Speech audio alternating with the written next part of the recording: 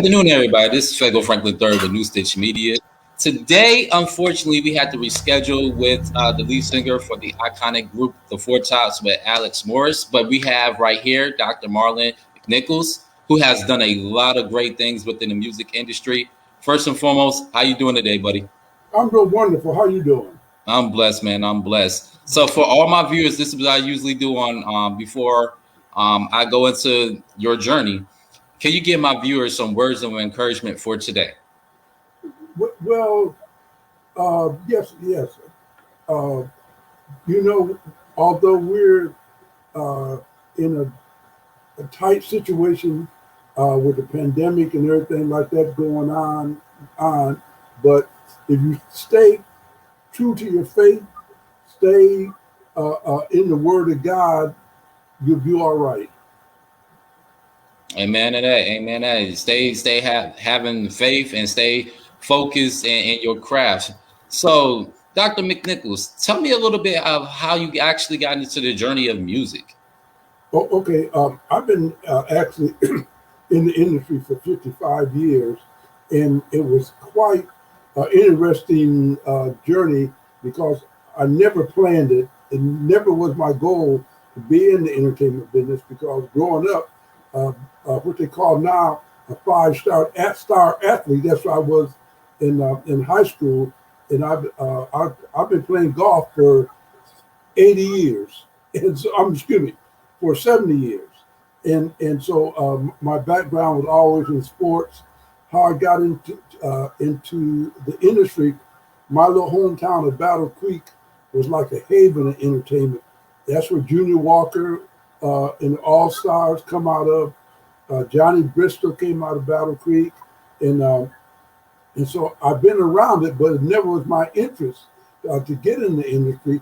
But what happened is that I was a supervisor at a Job Corps in Battle Creek, Michigan, and as a supervisor at Job Corps, they had a band and of kids from all over the country, and a couple guys from Battle Creek had an audition at Motown, and they needed a band to go down to the plate for them at Motown. So I let the band go down, and after the audition, we was all sitting down the steps at Hitsville, USA, on Grand Boulevard. And this guy came out, and he says, "What does these guys do?" And I said, "They're a band." And he says, "I'm opening up for Gladys Knight and the Pips at Leo's Casino. In 30 days, I need a band." And he said, "Bring them by my house, and if I like them, I'll take them." So I took the group by the artist's house, and the artist's name was Edwin Starr. That's the guy that came out. And so he heard the band, and he loved them. But of course, by them being in Job Corps, they couldn't travel a lot. But so they did go down and play his gig. Then I became Edwin Starr's road manager, and I never went back to the job. And so, like I said, it was just a coincidence that I was sitting on the steps at Hitsville, USA, and that's how I got professionally into the business. Mm-hmm. So what obstacles did you have to endure with just starting your journey with being in the music industry, and how did you overcome it? Okay, it was a learning process. Like I said, since I never was really trained or had any experience, it was a learning experience all the way from learning how to produce in the studio, but I had the opportunity to sit under some great producers like Holland Dozier Howland and Norman Whitfield and those kind of guys. So I learned production, and that was was quite a journey, and it was just staying with it, and by natural gift, I wasn't a musician. I'm still not. I don't read music and none of that. In fact, when I was a youngster, my parents bought me a saxophone. I was supposed to be taking lessons, and what I did, I sold that saxophone to Junior Walker, and he recorded the iconic song "Shotgun" on that saxophone.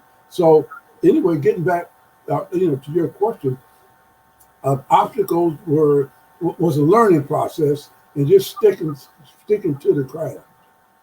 When you say sticking to the craft, what advice could you give all these young artists that are actually trying to get their foot in the door with perfecting that craft and just trying to get their foot in the door? Okay, first off, what I would suggest is, is first step is to educate themselves about the business of the music business, Mm-hmm. and once they start knowing the business of the music business, then they can kind of navigate their journey because it's real difficult. The business side, the narrative changes all the time, and especially now since we're in the social media era and we're dealing with downloads and dealing with streaming and we're dealing with all those different formats of royalty payouts. It's changed since we were doing it since 20 years ago. And so the business is very difficult. But first, I would suggest to them, although they're developing their craft, take a crash course and get all the information they can and learn the business of the record business. Now we're going to go into a little bit political talk. So, what does it mean to you to actually see a black president as well as a black vice president that's a woman in this era and time? Because I know we had so many different changes within different eras. Well, you know something. I think it's great. I think that it is a time that change. This is the right time for that change.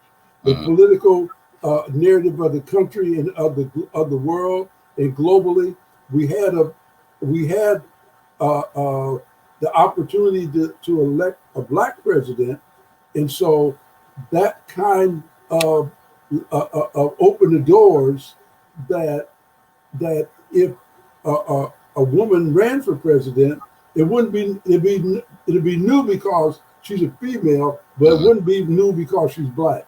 And then also with this concentration on voter registration and those kind of things, we're getting a lot of young people out to the polls. We're getting a lot of young people that understand the narrative of today's politics, and so I believe that a black woman as vice president, she got elected, so that means that it is an acceptance, and I think also that there's a great possibility if she ran that she could get elected as president. Based on of how the 4 or 8 years ago with the current president, and it was some great change globally under his leadership, and she's sitting there. So his wins are her wins. So she got a strong platform to run on. And as you stated before, you see so many people that are young voting and using their voice. What does it mean to you to actually see those individuals make an impact in America that you see today? Oh, it's wonderful. I mean, it's wonderful, and these youngsters, they are the future of our country, and the narrative out there now is entrepreneurship, ownership, and these youngsters just are speaking from a platform of we can be a part, or we can own some of this country. Politically and financially, and their voices are going to be the voices that's going to drive politics. Their voice is going to be the voices going to make the difference in the elections, and it's great. It's wonderful.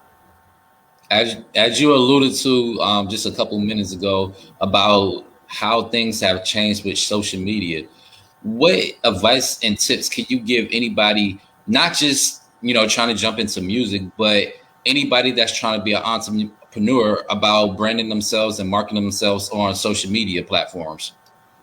Okay, wonderful. I'm glad you asked me that. You know, you see a lot of of folks offering a lot of services on social media, and you got to be able to decipher who is really what platforms are the services people are offering in social media. Are they really really the advice that you? Oh, excuse me. Are these people really credible? Mm-hmm. Because see, let me tell you, because um, I always have stories because of my age and whatever. What I did, reason why youngsters talk to me at record labels across the world, I talk their language, and I talk their social media language. I took a year off, and it was in the library every day, Mm-hmm. learning social media, researching and studying, and made it an education platform and educated myself.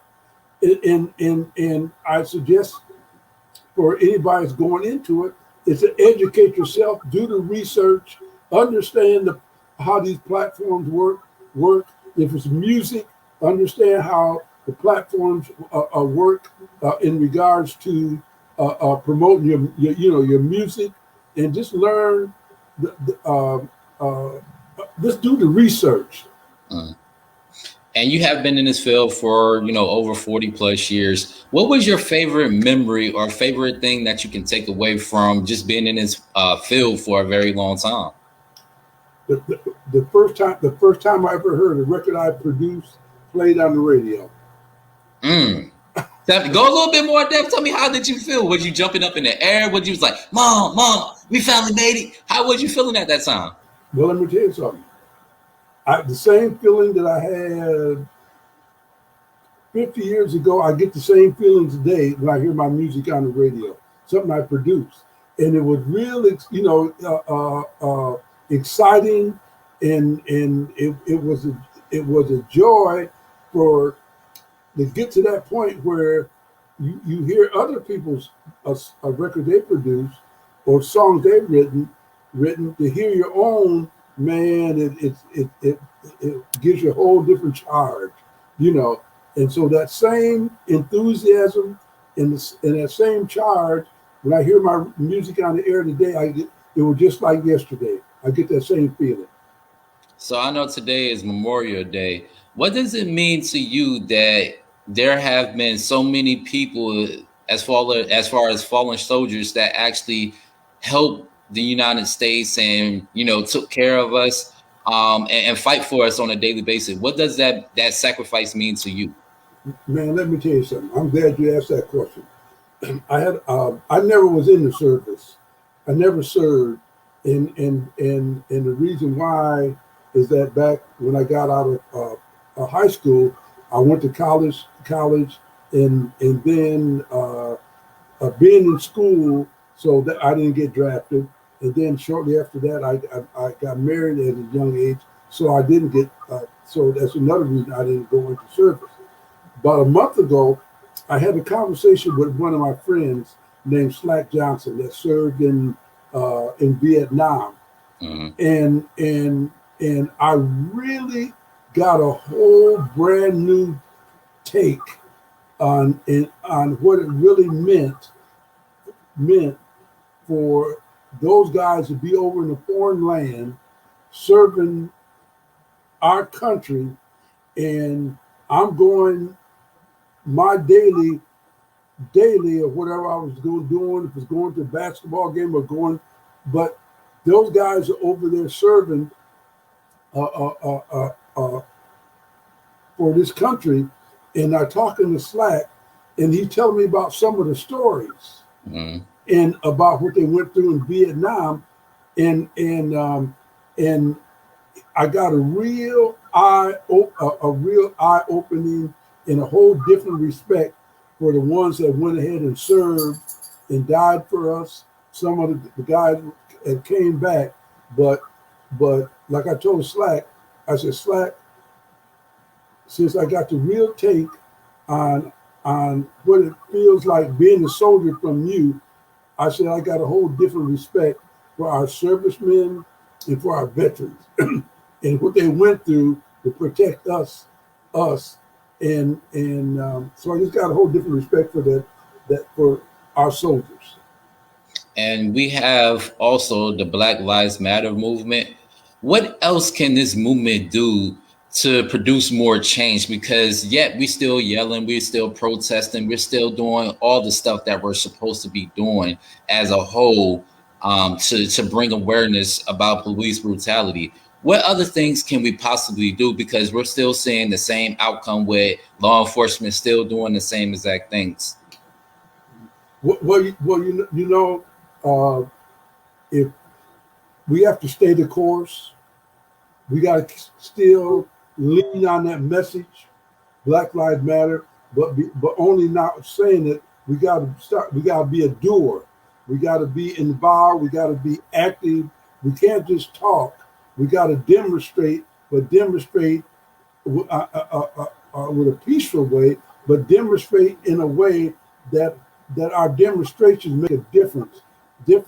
And I think one of the ways is that, and these youngsters out here now are entrepreneurs are grabbing on ownership, owning some your own business, owning your life, and I say owning your life is also the political side of that story, and we just need to not only talk about it but action, and not brutal action, but I mean just don't let the Black Lives Matter slogan die on the pole, and we got to be proactive and get involved where it's going to make a difference in our country. Mm-hmm. And you talk about ownership. So with these young artists that are scared to go out there and do things and own their own labels, what advice can you give them about taking the leap of faith and owning their own lyrics, their own songs, and doing something bigger than the norm? Okay. I'm glad you also asked that because that's right in my wheelhouse. I've been, like I said, in the industry for 55 years. I always own my own masters. Mm. The narrative that you hear now is not new to me because I got it. I got it way back in the early 70s. And I'm gonna get to answer your question about it. I had to set it up with the story. I learned the value of publishing when I did a deal with Bell Records in 1970, and I did a master purchase deal, and that's where they buy your recorded master. So the publishing deal, the publishing side is one side of our business, and the master recording is another side. There's two businesses right here, and so when I asked Screen Gem when they wanted the publishing, I asked them for advance on the publishing. They were not used to hearing that coming from, you want advance? What do you mean you want advance? They were real upset because they showed me a list of songs that they own that are standards where they paid $50 for. Back in the day when we didn't understand publishing, then we didn't understand the value of publishing. So what happens today, owning your own label is great, but it's a whole bunch of folks that own their own labels. But to own your own label is a major responsibility. And you got a major a major marketing side, and you got a major promotion side. For example, you own your own label, you got your music on Spotify. Spotify got 10 million other songs or 20 million other songs on Spotify. Okay, you own your own label. What are you going to do to promote your song? What are you going to do to make someone buy your song versus these other 10 or 20 million. So to drive folks to your site or to your label, you got to have marketing and promotion dollars. And so most of the time in our industry, folks find a way to record their music, but then they don't have the money to market and promote it. That's owning your own label. You understand? So what happens? That's the problem, they run into. But what's happening is that then also owning your own label. When I said learning the business, educate yourself. Also, you got to involve yourself with the music attorney. Most of these deals are bad deals. They turn out to be bad deals because the people, the youngsters that own their own labels, they don't have the money to hire an entertainment lawyer or a lawyer that understands the music entertainment. Your real estate lawyer is not your music entertainment lawyer. And so what happens is that owning your own label is a lot of responsibility. And most of the time, what happens when artists start out, they're really not educated enough to own their own labels. Sometimes you take that deal to get yourself off the ground, and you take that deal from a record label and you position yourself to own your own label. Then you position yourself to own your own label. Then you start learning the business, and then you'll know how to negotiate these different kind of deals where you can still own your own label, because the key to all this is distribution. You can own your own label, but if you can't get your music out, what good is it? So what happens? You have to know how to navigate and position yourself to be in position to own your own label. Like you see artists like Jay-Z, but Jay-Z, but he's got his own label, but he's got a distribution set up with another major. So he hasn't got the responsibility of marketing, promotion, and Jay-Z them got all the money in the world, and you would say, he owns his own label, a standalone own label. You understand? But what he does, he's got his music going down through a network called Rock Nation. See, so it's a lot. I encourage folks to have aspirations of owning their own label, but also really do the research to see what all it takes, to own their own label. That's just like in the same thing with your publishing, because like I said, it's two businesses. The record side is one business, and the publishing side is another business. Even the major labels treat the industry the same way. You got Sony Records, then you got Sony Music Publishing, and the same president of Sony Records is not the same president of Sony Music Publishing, because it's two different businesses. So as a youngster or entrepreneur, you got to learn the difference between the two and how to operate it. So a lot of folks want their own labels, but they're not really ready for that. So what can you say about negotiating deals and contracts? When you first started this and producing your own stuff, did you had to go through the experience, or did you already do some research about negotiating how much you worth or how much that song was worth? Nope. Same thing I'm telling you now. I didn't. The first song I got involved in, and the first song I was a part of went to #1 in the Billboard. A record called 25 Miles by Edwin Starr. It went #1. I didn't know anything about publishing. I didn't know anything, and I'm part of the writers on that record, but I didn't know anything about the business. So whenever you do the research, you won't see my name on that record, but I was one of the writers. Of course, I got not a course, but I was very fortunate to still get some royalties. But Mm.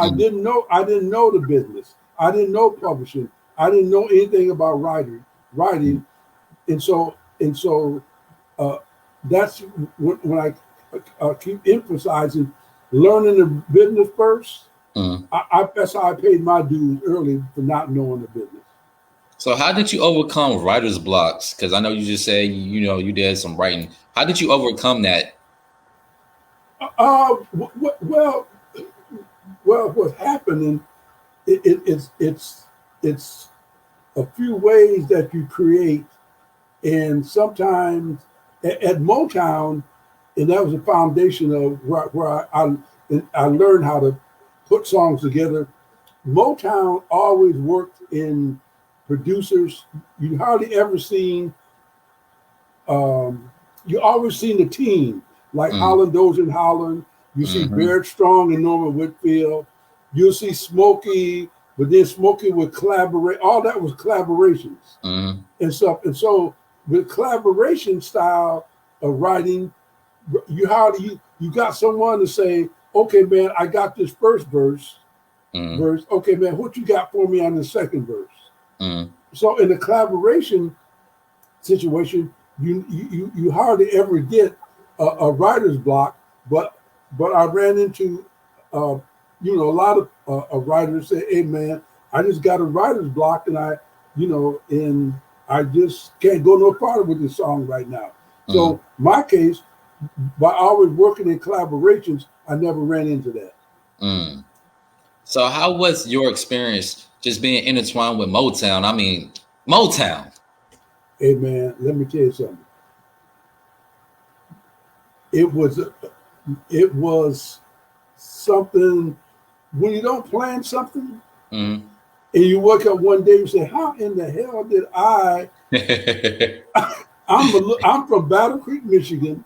My town is known for cereal, Kellogg's Corn Flakes. Mm. Now, how this kid from Battle Creek, Michigan, happen to be in the same folks, the Temptations and the Miracles, and I'm listening to these guys back home, not even thinking about ever knowing these guys, and these guys became my best friends. Mm. And so being around that, just going down to the office every day, the run in the hallways where you run into Dinah Ross in the hallways, you run into Michael Jackson in the hallways, you run in. It was just an unbelievable experience. And did you have like a special moment with Michael Jackson or Diana Ross or the Temptations? Like your one of your favorite moments with them? Okay, let me tell you something. Even before Michael got to Motown, I seen Michael at the Apollo Theater even before he got to Motown. Hmm. See, was Michael and them were always they as far as live performance. Mm. He was as bad as he was before he got to Motown as he when he got to Motown. Motown wasn't a learning experience for Michael Jackson, Jackson 5. They were Hmm. doing everything they were doing before they got to Motown, besides except recording. But excuse me, they did record. They was on a label in Chicago called Steel Chase. That Mm. was before Motown Town. And so like my my very special experience involving Michael Jackson, I used to see Michael night after night get Mm. on stage and perform like a grown up, Then Mm. after he come off the stage, I see this little kid running around playing with cars backstage. Mm. Two different personalities. When he hit the stage, different Michael Jackson. After he got off the stage, he was right. He was still that little 7-year-old kid that loved cars and those kind of things. So I don't know if you heard of this artist by the name of Bruno Mars. Sure have. Um, yes. What do you think of him, and do you think he would fit in that type of era, like that 60s, 70s type of feel? Oh, of course, absolutely. But you know what happened, man? What Bruno Mars. See, whenever it's a void in a vibe, and a sound is missing in our industry, Mm. and someone steps up and fill that void, and that void is a familiar sound that the industry has been used to, have been hearing, and hearing. Bruno Mars stepped up in that space where oh, what's his name? Oh my God, this has his name. Uh, uh, that was with the time. Prince? No, not Prince, but you the artist that always dressed slick and oh man, what's his name? He's from Minneapolis. He came up right at the same time as the Time and Prince. Uh-huh. Uh, uh, uh, I know you ain't talking about Morris Day. there you go. Oh, There you were go. talking about Morris Day? Yeah, there you go. Okay. There you go, my man. Prince. Now listen to this. Prince, not Prince, but Bruno Mars jumped in that slot. When you hear Bruno Mars, that's Morris Day to me. The style, the lyric style, the vibe of the records, and so to answer your question, Bruno Mars, he's got that thing, man, that will work in any era. He got that good feel music. He got that energetic music, and to me, it's refined old school what he's doing right now. Then he's a tremendous talent. He's a tremendous dancer. He fits. He can roll back there. He's doing the same thing as say James Brown and those other greats did before. So I think he would work in any era. Yeah. And my last question to you is, what advice could you give your 17-year-old self about having patience and having faith? Man, patience is a virtue, and if you can grab on to, we walk by faith and not by sight, and we can hold there and keep on working, but it's a lot of patience involved, and never give up on what you believe in. But sometimes people abort what they believe in too early because they haven't got the patience. If you got the patience to hang in our industry, success is based a lot on longevity. If you can stay there, if you can stay in the fight, if you keep coming up to bat, and keep presenting your story out there enough, someone's going to hear it. But it takes patience. Yes.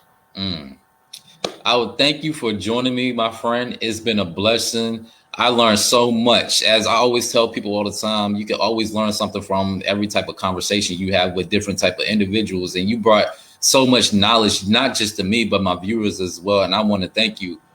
Before I let you go, where can some of my viewers actually find, your new projects or what you're working on? Okay, wonderful. My website is www.angeldoveglobal.com. Excuse me, angeldoveglobalmedia.com. And you can always catch up with me there and see what we're doing.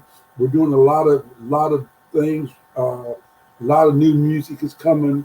I got a new album called January that coming out on Alex Morris, and Alex Morris is the lead singer of the Four Tops. And his off this album, we released it overseas first, and next time we have an interview, we can talk about the overseas market and the reason why we did that. So we released the record overseas first, and that album, from the album we had 3 top 10 R&B songs on the UK R&B charts. And so we're getting ready to release that album in June. And the album January, the vocalist is Alex Morris, who is the new lead singer of the Four Tops. Nice. I'm grateful. I would love to definitely hear that. Definitely we will have you back on the show. But as I gotta go myself, everybody, you can definitely find me on Instagram, superjournalist87. You can follow me on my Facebook, which is Fago Franklin III. You can follow me on my YouTube channel, where you can see all your favorite athletes, sports figures, people in the music industry or entertainment industry, film industry. That's where all the interviews you can see. And you can actually find me on LinkedIn, Fago Franklin III. Thank you again for joining me. It's been a pleasure, my friend. Thank you so much for having me. Yes, sir. Definitely have a blessed one, my friend. The same to you. Yes, sir. We'll talk soon.